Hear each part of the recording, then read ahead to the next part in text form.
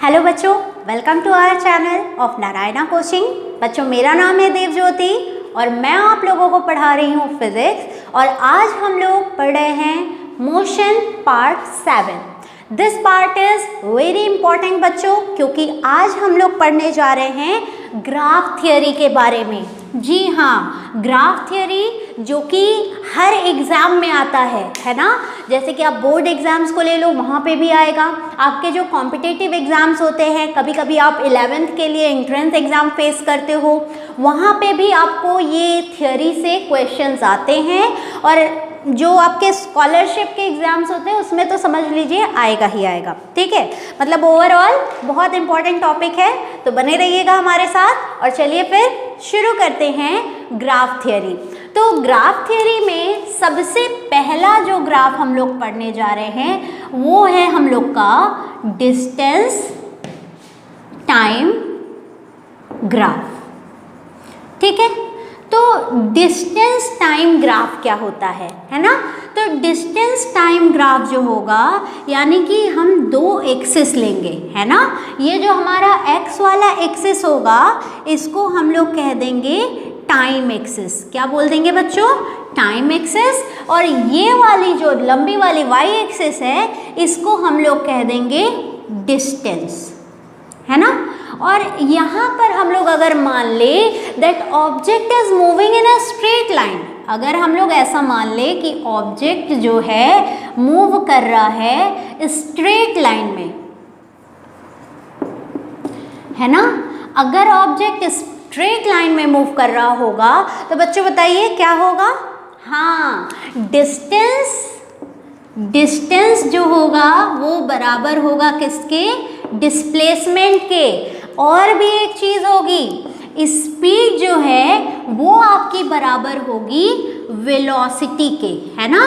तो जब कभी भी ये कंडीशन बिल्कुल छाप लेना है दिमाग में कि अगर डिस्टेंस और डिस्प्लेसमेंट बराबर हैं, मतलब ऑब्वियस है कि ऑब्जेक्ट जो है कैसे पाथ पर चल रहा है? सीधी लाइन पे चल रहा है। और अगर स्पीड और वेलोसिटी सेम है तब पर भी ये समझ के चलना है कि आपका ऑब्जेक्ट क्या है?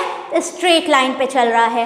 तो यहाँ पर कभी कभी हो सकता है कि आपकी बुक में लिखा हो डिस्प्लेसमेंट या फिर क्वेश्चन में आ जाए डिस्प्लेसमेंट, तो बिल्कुल कंफ्यूज नहीं होना है। यहाँ पे डिस्टेंस भी हो सकता है, डिस्प्लेसमेंट भी हो सकता है, और दोनों ही आपका क्या होगा? सही होगा। ठीक है, तो चलिए फिर पहली बात करते हैं यूनिफॉर्म मोशन के लिए डिस्टेंस टाइम ग्राफ। और इसमें फर्स्ट पॉइंट लेते हैं, फर्स्ट जो ग्राफ होगा वो यूनिफॉर्म मोशन के लिए हम मानते हैं। फर्स्ट है यूनिफॉर्म मोशन। अब बच्चों ये बताइए कि यूनिफॉर्म मोशन के लिए डिस्टेंस टाइम ग्राफ का कैसा ग्राफ हमने बनाया था? एक बार आपको याद होगा, अगर आपने मेरी पिछली वीडियोस देखी हैं तो आपको बिल्कुल अच्छे से याद होगा कि डिस्टेंस टाइम ग्राफ कैसा बनता है? स्ट्रेट लाइन, इस तरह का एक स्ट्रेट लाइन बनता है। तो बच्चों अगर आप कॉपी पेन लिए हुए हो तो साथ ही साथ बनाते हुए चलो, क्योंकि इससे आपको आराम रहेगा, आपको समझ में आती रहेंगी चीज़ें, है ना। स्क्रीनशॉट लेकर के छोड़ दोगे फिर पता नहीं आप उसको कवर करोगे कि नहीं, है ना। तो चलिए फिर ये तो हो गया किसके लिए? यूनिफॉर्म मोशन के लिए। अब जो दूसरा पॉइंट है हम लोग का, सेकेंड पॉइंट है, वो है नॉन यूनिफॉर्म।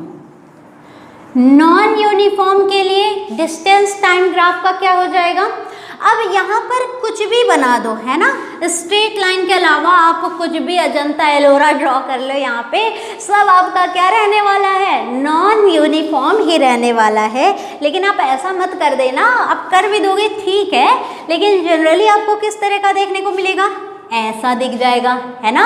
और कैसा ग्राफ दिख जाता है? ऐसा दिख जाता है ना। तो इस तरह के डिज़ाइंस आपको मिलते हैं। तो ये कैसा आपका ग्राफ होगा? ये आपका हो जाएगा नॉन यूनिफॉर्म के लिए। टाइम एक्सिस हमेशा याद रखना है, हम लोग किसके अलोंग लेते हैं? जनरली एक्स एक्सिस के अलोंग हमारा टाइम रहता है, और वाई एक्सिस के अलोंग जो भी हम ग्राफ ले रहे हैं, जैसे यहाँ पर हम लोग पढ़ रहे हैं डिस्टेंस टाइम ग्राफ, तो वाई एक्सिस के अलोंग हम लोग लेंगे डिस्टेंस को। जब हम लोग पढ़ेंगे वेलोसिटी टाइम ग्राफ या फिर स्पीड टाइम ग्राफ, तब हम लोग वाई एक्सिस के अलोंग किसको लेंगे? वेलोसिटी को लेंगे या फिर स्पीड को लेंगे। ठीक है, तो यूनिफॉर्म के लिए और नॉन यूनिफॉर्म के लिए डिस्टेंस टाइम ग्राफ बिल्कुल क्लियर हो गया होगा आपको। Very good. अब चलिए हम लोग बढ़ते हैं आगे की तरफ और अब हम लोग पढ़ेंगे नेक्स्ट ग्राफ को, और वो होगा हमारा स्पीड टाइम ग्राफ या फिर वेलोसिटी टाइम ग्राफ। स्पीड या फिर वेलोसिटी, है ना, स्पीड टाइम ग्राफ या वेलोसिटी टाइम ग्राफ। क्यों हमने दोनों को ही सेम लिख दिया, मतलब कि एक ही ग्राफ में क्यों दोनों ले सकते हैं? क्योंकि यहाँ पर हमने ऑलरेडी मान रखा है कि बॉडी जो है स्ट्रेट लाइन पे चल रही है ना। अगर एक हमारे पास रोड है तो वो सीधी रोड है और ऑब्जेक्ट हमारी उसी सीधी रोड पे चल रही है, तो यहाँ पर हम लोग स्पीड और वेलोसिटी दोनों को सेम ले सकते हैं और इसका ग्राफ भी एक ही जगह पे ड्रॉ कर सकते हैं। ठीक, तो अब देखिए स्पीड टाइम ग्राफ में क्या होता है, जो आपका पहला ग्राफ हो जाएगा, जो आपका फर्स्ट हो जाएगा, वो हो जाएगा यूनिफॉर्म स्पीड के लिए। चलिए हम यहाँ पर स्पीड ही लेकर के चल रहे हैं, है ना। विजिबल है आपको? Let me check. हाँ विजिबल तो है, थोड़ा सा टेढ़ा हो जा रहा है, सॉरी फॉर दैट। चलिए, तो यूनिफॉर्म स्पीड में क्या होता है बच्चों, थोड़ा सा रिमाइंड करिएगा। तो यहाँ पर क्या था, यूनिफॉर्म स्पीड का मतलब होता है डिस्टेंस का इंटरवल और टाइम का इंटरवल क्या रहने वाला था, सेम रहने वाला था। यानी कि डिस्टेंस का इंटरवल और टाइम का इंटरवल, और अगर वेलोसिटी है तो डायरेक्शन, है ना। तीनों ही चीज़ें जब सेम रहती तो आपका स्पीड या फिर वेलोसिटी क्या होता, यूनिफॉर्म। स्पीड में केवल डिस्टेंस और टाइम सेम रहेगा। अगर हम बात करें वेलोसिटी की, अगर यहीं पर बात वेलोसिटी की होने लगती तो क्या होता, तो ये होता कि डिस्टेंस का इंटरवल, टाइम का इंटरवल और डायरेक्शन तीनों चीज़ें बराबर होती। समझ में आ रहा है डिफरेंस? ठीक, तो यहाँ पर क्या हो जाएगा, जब डिस्टेंस का इंटरवल और टाइम का इंटरवल सेम है ना। मान लीजिए कि डिस्टेंस का इंटरवल आपको हर बार क्या मिल रहा है, 2 2 2, यानी कि सेम है। टाइम का इंटरवल हर बार आपको क्या मिल रहा है, 7 ले लेते हैं, 7 7 7, है ना। टाइम का इंटरवल भी आपको कॉन्टिन्यूअसली सेम मिल रहा है। अब क्या करेंगे, अब हम लोग फाइंड करेंगे स्पीड या फिर वेलोसिटी। तो स्पीड क्या होता है, डिस्टेंस डिवाइडेड बाय टाइम।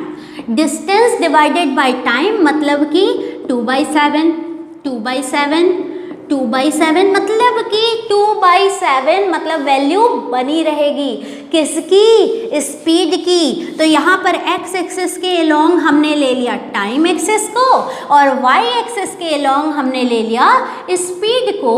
तो अब देखिए बच्चों, यूनिफॉर्म के केस में, ये कौन सा केस है, ये यूनिफॉर्म स्पीड का केस है। तो यूनिफॉर्म स्पीड के केस में ये जो वैल्यू है ये कॉन्टिन्यूअसली सेम रहने वाली है। मतलब मान लेते हैं कि टाइम यहाँ पे कुछ है, यहाँ पे कुछ है, यहाँ पे कुछ है, कोई मतलब नहीं है। अगर 2/7 यहाँ पे आ रहा है तो हर जगह पे 2/7 ही हमको मिलता चला जाएगा। यानी जो अपनी ग्राफ है वो हम लोग को कुछ इस तरह की मिलती है ना। तो बात समझ में आ रही है। स्पीड टाइम ग्राफ का पहला पॉइंट था यूनिफॉर्म स्पीड। तो जब यूनिफॉर्म वेलोसिटी होगा या यूनिफॉर्म स्पीड होगा तो ग्राफ आपको किस तरह का मिलने वाला है, ग्राफ आपको एक इस तरह की स्ट्रेट लाइन मिलने वाली है। ठीक है, यहाँ तक बात क्लियर है? बहुत अच्छा। तो चलिए फिर आगे बढ़ते हैं। अब बात करते हैं नॉन यूनिफॉर्म स्पीड या फिर वेलोसिटी की। फिर से वही बात, कैसे ले सकते हैं, ऐसी नाइंसाफ़ी कैसे कर सकते हैं, वो इसलिए कर सकते हैं क्योंकि बॉडी स्ट्रेट लाइन में चल रही है ना। तो चलिए फिर नॉन यूनिफॉर्म स्पीड और वेलोसिटी, या तो नॉन यूनिफॉर्म स्पीड हो या फिर नॉन यूनिफॉर्म वेलोसिटी हो। अब बच्चों थोड़ा सा पीछे जाना होगा आपको, है ना, रिवर्स बैक। ग्राफ कब समझ में आएगा आपको? जब पुरानी चीज़ें बिल्कुल आपकी अच्छे से क्लियर होंगी, है ना। तो देखिए यहाँ पर क्या हो जाएगा, अगर आप नॉन यूनिफॉर्म स्पीड की बात कर रहे हो तो क्या होता है, या तो हो सकता है कि चलो डिस्टेंस का इंटरवल क्या हो रहा है, चेंज हो रहा है ना, ये मान सकते हैं। या फिर डिस्टेंस का इंटरवल अगर नहीं चेंज हो रहा है तो हो सकता है कि टाइम का इंटरवल चेंज हो रहा है ना। और अगर टाइम का इंटरवल नहीं चेंज हो रहा है, डिस्टेंस का इंटरवल भी सेम है, टाइम का इंटरवल भी सेम है, क्योंकि यहाँ पर वेलोसिटी भी है। हाँ, तो वेलोसिटी के लिए क्या कर सकते हैं, डायरेक्शन को भी चेंज कर सकते हैं, है ना। क्या कर सकते हैं, डायरेक्शन को भी हम लोग चेंज कर सकते हैं। तो बेटर होगा आप इसको स्पीड की जगह पे वेलोसिटी ही ले लो, ज़्यादा आपको क्लियर होगा, है ना। तो अब देखिए, या तो डिस्टेंस को चेंज कर दें तब भी आपकी यूनिफॉर्म वेलोसिटी किस में चली गई, नॉन यूनिफॉर्म में। टाइम के इंटरवल को चेंज कर दें तब भी आपकी यूनिफॉर्म वेलोसिटी किस में चली गई, नॉन यूनिफॉर्म में। डायरेक्शन को चेंज कर दिए, दोनों को सेम रख रहे हैं, तब भी आपकी नॉन यूनिफॉर्म किस में चली गई, सॉरी यूनिफॉर्म किस में चली गई, नॉन यूनिफॉर्म में। अब तीनों को चेंज कर दिए तब भी आपकी जो यूनिफॉर्म वेलोसिटी है वो किस में कूद जाएगी, नॉन यूनिफॉर्म वेलोसिटी में। अब जैसे ही बच्चों नॉन यूनिफॉर्म वेलोसिटी हम लोग को मिलता है तो तुरंत एक कैसी क्वांटिटी निकल करके आती है, एक क्वांटिटी निकल करके आती है नई फिजिकल क्वांटिटी, और वो होती है एक्सेलरेशन, है ना। एक्सेलरेशन को क्या कहते हैं, एक्सेलरेशन का फॉर्मूला ही होता है change in velocity divided by time, यानी जहाँ पे वेलोसिटी में चेंज हुआ हम आ गए हाजिर होने, है ना। तो ये है एक्सेलरेशन। अब एक्सेलरेशन अगर आया, वेलोसिटी में चेंज हो रहा है, तो वेलोसिटी में चेंज बच्चों कितनी तरह से हो सकता है, दो तरह से हो सकता है। कैसा कैसा, या तो चेंज कैसा रहे, यूनिफॉर्म रहे, है ना, यानी कि यूनिफॉर्म मतलब 2 से 4 हुआ, 4 से 6, 6 से 8, 8 से 10, यानी 2-2 का गैप यहाँ पे चल रहा है। तो चेंज कैसा हो रहा है, यूनिफॉर्म हो रहा है। और एक चेंज कैसा हो जाए, नॉन यूनिफॉर्म। एक चेंज कैसा हो जाए, नॉन यूनिफॉर्म, यानी कह सकते हैं चलो 2 से 8 हो गया, 8 से 10 ही रहा, 10 से 12 हुआ, 12 से 10 से 13 कर देते हैं, है ना, 13 से 16 कर दिए, है ना। तो इस तरह का चेंज, मतलब कोई यूनिफॉर्मिटी नहीं है।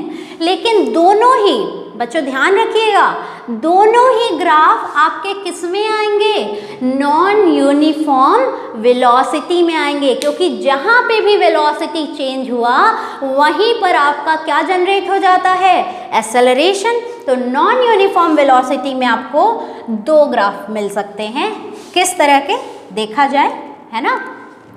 तो देखिए एक थोड़ा सा इधर बना लेते हैं,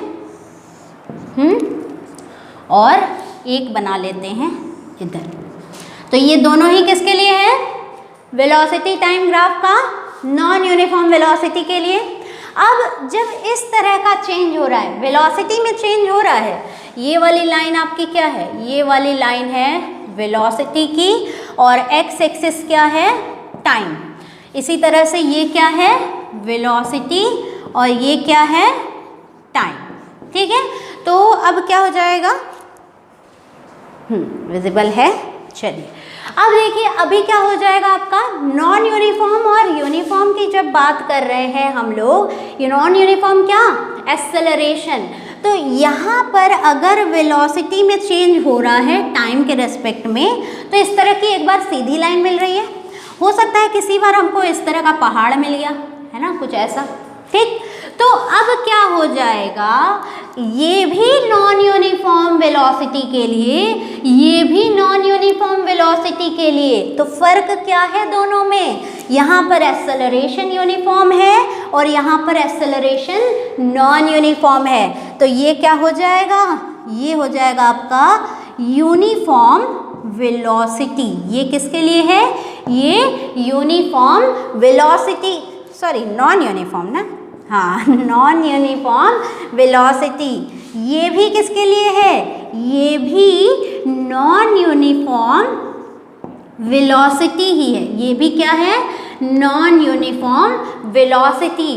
फर्क क्या है, ये जो है ये महाशय जी यूनिफॉर्म एक्सेलरेशन है, जी हाँ यूनिफॉर्म एक्सेलरेशन है ये, और ये वाली जो क्वांटिटी है ये क्या है, ये है नॉन यूनिफॉर्म एक्सेलरेशन, ये क्या है, नॉन यूनिफॉर्म एक्सेलरेशन। ठीक है बच्चों, तो अब बात हल्की हल्की क्लियर हुई होगी, है ना, तो बहुत अच्छी बात है अगर आपको समझ में आ रहा है तो। ठीक है, तो चलिए फिर, अगर आपको देखिए बच्चों कोई भी दिक्कत होगा, कोई भी डाउट होगा, तो आप प्लीज़ बिना किसी झिझक के बिल्कुल पूछिएगा। ठीक है, तो ये बात हो गई, नोट कर लिया आपने, स्क्रीनशॉट लेना चाहो ले लो, मैं हट जाती हूँ बिल्कुल स्क्रीन से बाहर। ठीक है, तो चलिए फिर अब चलते हैं आगे की तरफ, आगे की तरफ मतलब यहाँ पे नहीं, सिलेबस में आगे की तरफ चलते हैं, है ना। तो अब हम लोग क्या पढ़ने वाले हैं, अब हम लोग पढ़ने वाले हैं एक और बहुत ही ज़्यादा इम्पॉर्टेंट क्वेश्चंस को, यानी कि यहाँ से आपके क्वेश्चंस बनते हैं, है ना। तो कैसे बनते हैं, चलिए फिर देखा जाए। अब मान लीजिए कि आपके पास क्या है, आपके पास है एक वेलोसिटी टाइम का ग्राफ है, ये आपका ग्राफ हो गया, ये क्या है, टाइम एक्सिस, ये क्या है, टाइम एक्सिस, ये क्या है, वेलोसिटी की एक्सिस। ठीक, अब हमने एक ये ग्राफ बनाया, एक और बना लेते हैं, है ना। वहाँ पर हमने क्या किया, यहाँ हमने टाइम एक्सिस को इधर लगा दिया, ज़्यादा पास पास हो गया ना, थोड़ा दूर कर लेते हैं, अरे अभी कोरोना टाइम में दूरी ही ज़्यादा सही है ना, मजाक कर रही थी भाई। तो ये हो गया आपका टाइम और ये हो गया वेलोसिटी, वाई एक्सिस। यहाँ पे वाई एक्सिस क्या है, टाइम के लिए है, और एक्स एक्सिस को हमने कह दिया चलो भाई साहब यही है अपना वेलोसिटी। ठीक है, तो अब क्या हो जाएगा, अब हम लोग ले रहे हैं दो, कोई भी शेप ले लेते हैं, चलिए फिर इस तरह का, ऐसा है ना, एक ऐसा हमारे पास ग्राफ है। ठीक, और यहाँ पर भी एक इस तरह का फिगर है। अब देखिए बच्चों एक और क्वेश्चन, वेलोसिटी और टाइम के बीच में एक नोट करके आप लिखिएगा, नोट करके बड़ा सा नोट करके लिख लीजिएगा, जब स्पीड टाइम में कर्व मिलता है, कर्व इन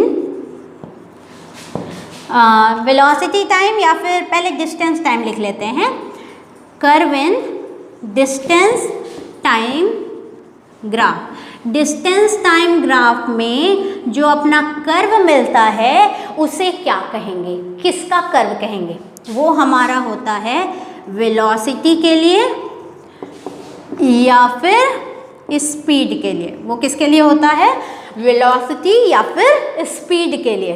किसमें, जब अपना जो ग्राफ है, जो कर्व है, वो हमें डिस्टेंस और टाइम के बीच में मिल रहा है। ठीक, ये पहला पॉइंट हो गया। दूसरा पॉइंट आपका क्या हो जाएगा, curve in velocity time, velocity और टाइम के बीच में जब ग्राफ मिलेगा, ये इसी में है ना, ये ऊपर वाले में है। ठीक, अब वेलोसिटी टाइम में जो आपको कर्व मिलेगा, इसको इरेज ही कर देते हैं, कंफ्यूजन नहीं तो क्रिएट होगा। चलिए वेलोसिटी यहाँ तक बात क्लियर है आपको, वेलोसिटी स्पीड आप समझ जाओगे। तो जब आपको कर्व वेलोसिटी और टाइम में मिल रहा है, तब जो आपका कर्व होगा, उस कर्व को किसका कर्व कहेंगे, वो जो कर्व होगा वो एक्सेलरेशन का कर्व होगा। कर्व की बात कर रहे हैं, कर्व किसका होगा, एक्सेलरेशन का होगा। अब इसी वेलोसिटी टाइम ग्राफ में अगर हमें डिस्टेंस, ये तो बात थी नोट करने की, तो नोट अगर हो गया तो चलिए फिर उसको इरेज कर देते हैं। अब बढ़ते हैं आगे।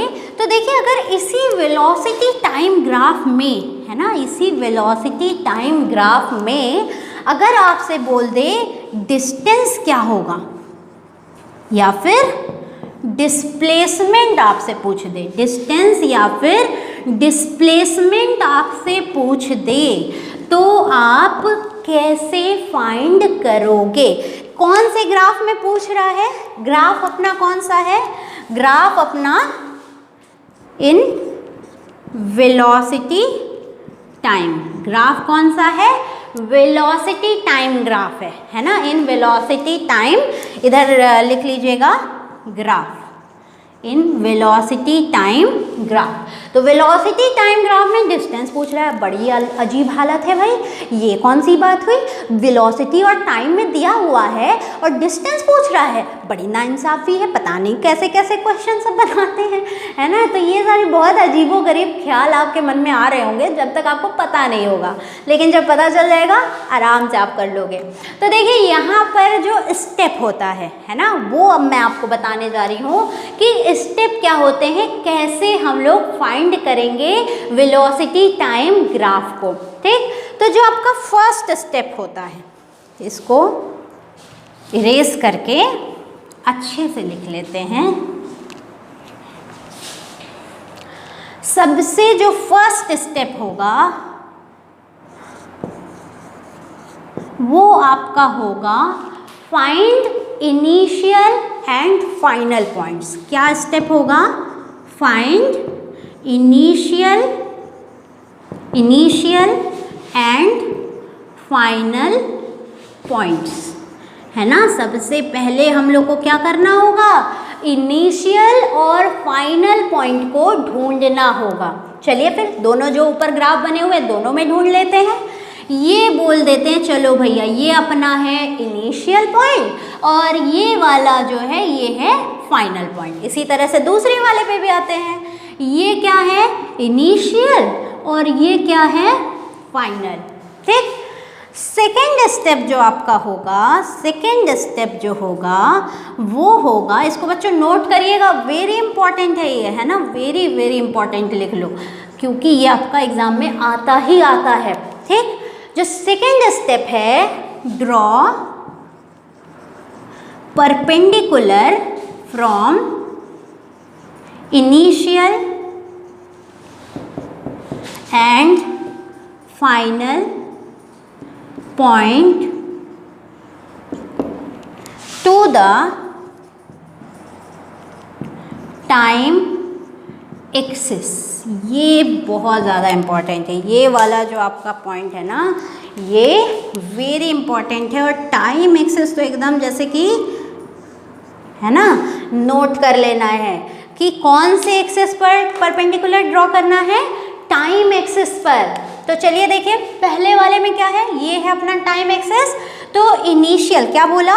Draw perpendicular from initial and final point two the time axis. तो चलिए टाइम एक्सिस ये है, परपेंडिकुलर ड्रॉ करते हैं ये और ये, है ना। सेकेंड वाले में भी ऐसे करेंगे?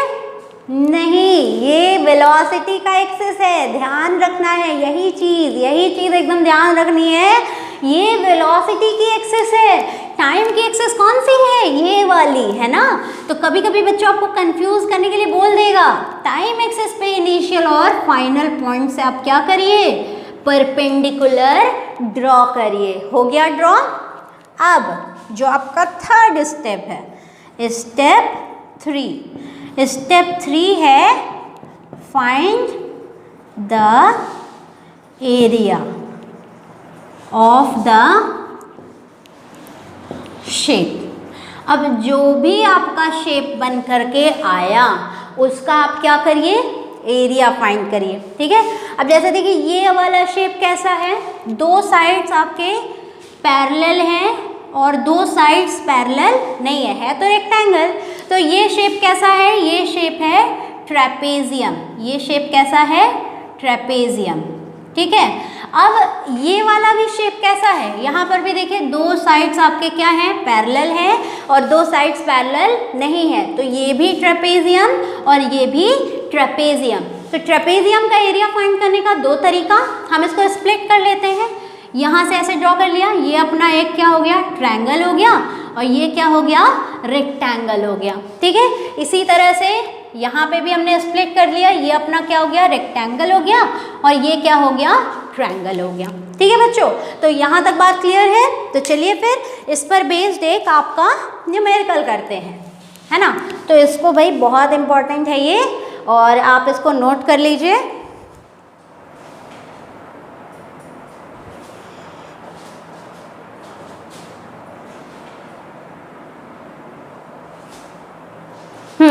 हो गया नोट, वेरी गुड। तो चलिए फिर आगे बढ़ते हैं।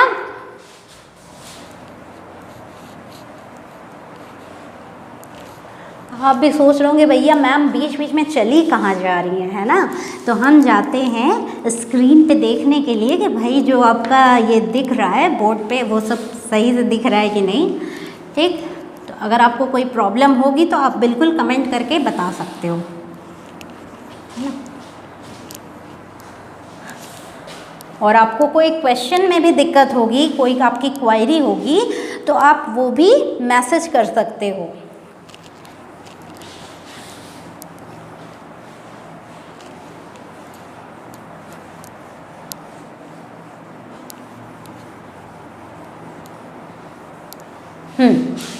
तो चलिए फिर एक क्वेश्चन करते हैं।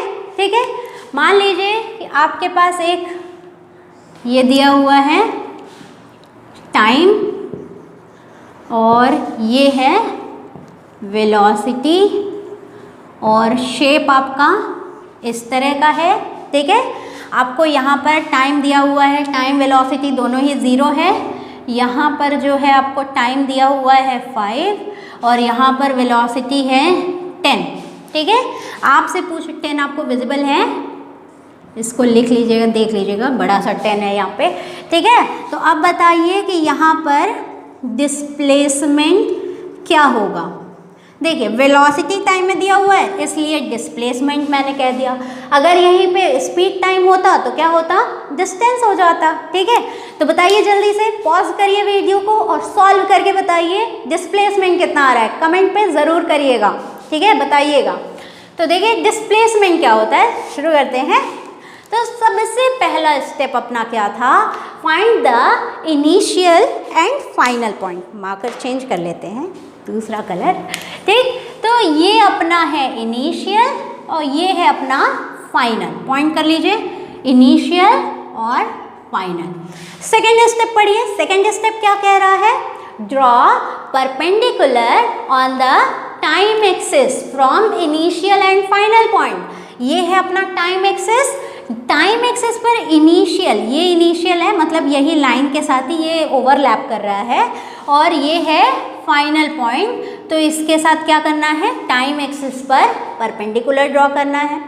थर्ड स्टेप क्या है, find the area of the given shape. ये शेप हमारा क्या बना, ये शेप जो है ये है रेक्टेंगल। तो हमें क्या करना होगा, हमें फाइंड करना होगा क्या, एरिया किसका, रेक्टेंगल का। क्यों रेक्टेंगल का, क्योंकि यहाँ पर शेप बना है रेक्टेंगल का।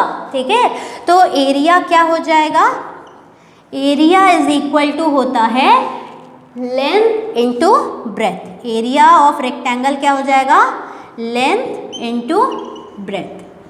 अब ये जो हॉरिजॉन्टल साइड है इसको हम लोग मान लेते हैं लेंथ और इसको मान लेते हैं ब्रेथ। तो लेंथ अपना कितना है, यहाँ से 0 से मेज़र करेंगे तो 0 से ये कितना हो जाएगा 5, और यहाँ से मेज़र करेंगे ये 10 यहाँ तक दिया हुआ है तो ये कितना हो जाएगा 10। तो लेंथ आपकी कितनी हो गई 5 और ब्रेथ कितनी हो गई 10। तो ये कितना आ गया आपका 50। एरिया की यूनिट क्या होती है, मीटर स्क्वायर। क्या यहाँ पे मीटर स्क्वायर लिखेंगे, नहीं, यहाँ पर लेंथ मतलब क्या था, लेंथ मतलब था टाइम। ब्रेथ क्या है, ब्रेथ देखिए कौन सी एक्सिस है, velocity. Time into velocity. Time की यूनिट क्या होती है, सेकेंड। वेलोसिटी की यूनिट क्या होती है, मीटर पर सेकेंड। तो यूनिट आपकी क्या आ जाएगी, मीटर। तो यहाँ पर एरिया आपकी क्या आ गई, एरिया ना हमने कहा, यहाँ पे वैसे हमने फाइंड क्या किया है, फाइंड हमने किया है डिस्प्लेसमेंट। ठीक है, तो डिस्प्लेसमेंट की वैल्यू कितनी आ गई आपकी 50 मीटर। तो चलिए फिर बात थोड़ी सी क्लियर हुई होगी। अगर थोड़ी सी बात क्लियर हुई है तो एक और क्वेश्चन करके दिखाइए, है ना। इसको इरेज करते हैं। तो चलिए फिर एक और क्वेश्चन की तरफ बढ़ते हैं।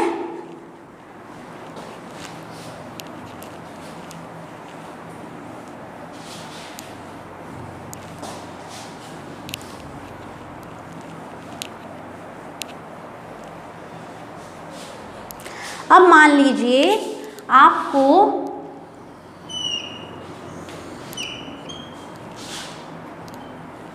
इस तरह का शेप दे दिया, है ना। इसकी वैल्यू ये है आपकी वेलोसिटी और ये है टाइम, ठीक। यहाँ पर इसके लिए जो वैल्यू है, ये वाली जो वैल्यू है, ये आपको दिया हुआ है 10, यहाँ पे ये 0, यहाँ पे ये 10, यहाँ पर ये 20, ठीक है। इसकी यूनिट क्या है? मीटर पर सेकेंड। इसकी यूनिट क्या है? सेकेंड। अब आपको क्या बताना है? आपको इस शेप के लिए डिस्प्लेसमेंट बताना है। आपको क्या बताना है? डिस्प्लेसमेंट, ठीक है। तो चलिए फिर वीडियो को पॉज करिए और सॉल्व करना शुरू कर दीजिए। हो गया? चलिए, तो आई होप कि आप पॉज करके सॉल्व करके ही आए हो। तो चलिए फिर देखते हैं सोल्यूशन क्या होगा। अब यहाँ पर देखिए क्या है सोल्यूशन, कि यहाँ पर फिर से पहला स्टेप क्या है? Find the initial and final point. सबसे पहले हम लोग को क्या करना होगा? इनिशियल पॉइंट फाइंड कर लिया हमने, फिर हमने क्या करना है?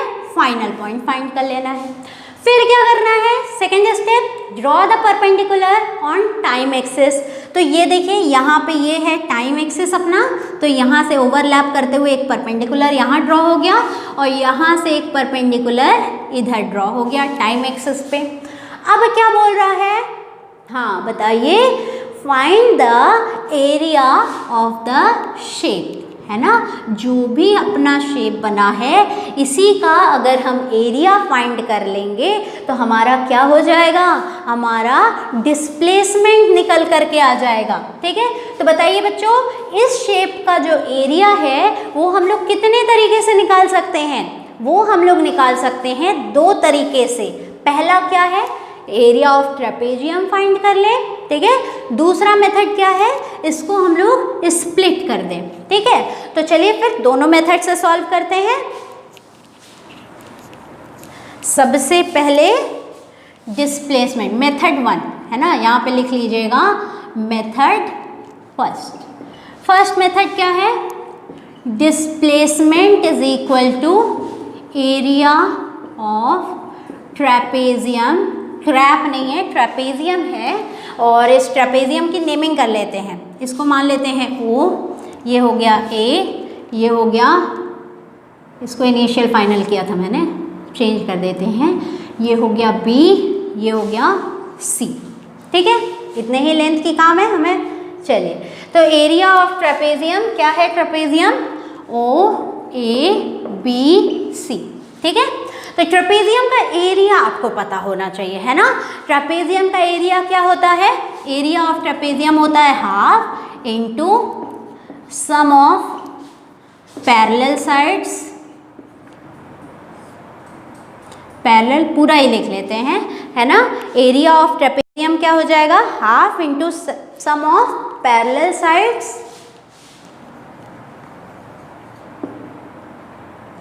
Into distance between the parallel sides, ठीक है। तो आपको याद ही होगा, है ना, क्लास 8 में आपने बहुत सारे क्वेश्चंस मैथ में जो है सॉल्व किए होंगे। तो यहाँ पे क्या होता है? Sum of parallel sides into distance between the parallel sides और हाफ से मल्टीप्लाई। तो अब देखिए यहाँ पे क्या हो जाएगा? हाफ इंटू, सबसे पहला मेथड है, आप इलेबोरेट करके करिए, है ना। सम ऑफ पैरेलल साइड, सबसे पहले तो ढूंढिए पैरेलल साइड कौन सा है?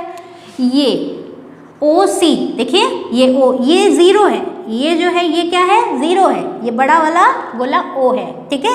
तो सम ऑफ पैरेलल साइड, ये साइड प्लस ये वाला साइड, यही तो पैरेलल साइड है ना, यही तो पैरेलल साइड है। तो पैरेलल साइड का क्या है? OC प्लस ये क्या है ए बी, ये क्या है A B, sum of parallel side हो गया। अब इनटू में क्या है distance between the parallel side, ये दोनों पैरेलल साइड्स हैं और इनके बीच में डिस्टेंस क्या है, डिस्टेंस यही ना है ओ से ए, है ना, कहीं पे भी ले यही डिस्टेंस अपना निकल करके आएगा ओ ए, ठीक। तो डिस्टेंस क्या है ओ ए। अब सबकी वैल्यू लिख लेते हैं, तो यहाँ पे क्या हो जाएगा हाफ इंटू ओ सी कितना है बच्चों, ओ सी यहाँ तक देखिए वैल्यू 10 दिया हुआ है 0 से 10, तो यहाँ पे क्या हो जाएगा 10 प्लस, ठीक। ए बी कितना है ए बी है ना, ए बी, तो ए पर वैल्यू कितनी है इस वाले एक्सिस की वेलोसिटी की, तो ए पर वैल्यू है 0। ए पर वेलोसिटी की वैल्यू की बात कर रहे हैं बच्चों, कंफ्यूज नहीं होना है ना, ए से बी यानी कि ए से ये बी, ये वाली लेंथ 0 से 20, तो क्या है ये 20 इंटू ओ ए क्या है distance between the parallel side, ये साइड पैरेलल है और ये साइड पैरेलल है, तो इन दोनों के बीच का डिस्टेंस क्या होगा, तो डिस्टेंस देखिए यही वाला तो है 0 से 10, ठीक है, तो ओ ए मतलब कि 10, ठीक है बच्चों, यहाँ तक बात क्लियर है। तो चलिए फिर आगे सॉल्व कर लेते हैं। 1/2 10 + 20 कितना हो गया 30 इंटू 10, 2 से 10 कैंसिल हो गया, 5 टाइम 150 मीटर, ठीक है, 5 3 = 15, 0 बढ़ा दिया, तो ये आपका आ गया फर्स्ट मेथड से, ठीक है। इसका स्क्रीनशॉट ले लीजिए या फिर नोट कर लीजिए। अब चलते हैं सेकंड मेथड की तरफ। Method second,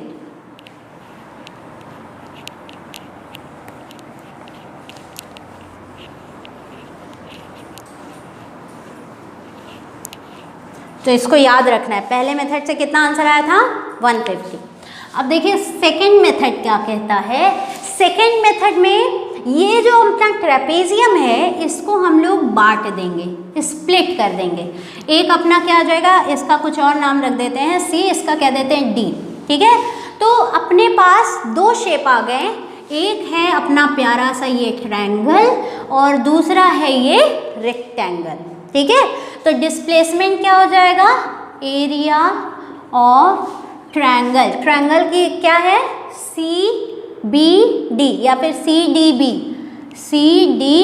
B plus area of rectangle, है ना, रेक्टेंगल क्या है ओ सी डी ए, ये है रेक्टेंगल, ठीक है। अब देखिए क्या हो जाएगा बच्चों, यहाँ पर area of triangle plus area of rectangle करेंगे, तो हमें पता होना चाहिए ट्रायंगल का एरिया क्या होता है, ट्रायंगल का एरिया होता है 1/2 इंटू बेस इंटू हाइट, ये होता है ट्रायंगल का area, plus area of rectangle, rectangle का एरिया क्या होता है लेंथ इंटू ब्रेथ, ठीक, ये हो गया। अब क्या करेंगे, अब हम लोग करेंगे मल्टीप्लाई। बेस की पहले बेस समझिए, ट्रायंगल में ये क्या है सी से डी, तो ऐसे वैल्यू रखेंगे बच्चों शुरुआत में, बस ऐसे आपको करना है, जब आपको एकदम आने लगेगा तो आप डायरेक्ट भी कर लोगे, है ना, अभी लंबा लग रहा है क्वेश्चन। अब हाइट कितनी है डी से बी, हाइट कितनी है डी बी, अब डी बी की जगह सी और इसकी भी वैल्यू रख लेते हैं कुछ, डी के बाद क्या आता है ई रख लेते हैं, सी ई भी तो रख सकते हैं, है ना, डी बी की जगह पे डी बी जो है वो किसके बराबर है सी ई के बराबर आएगा, है ना, पैरेलल है।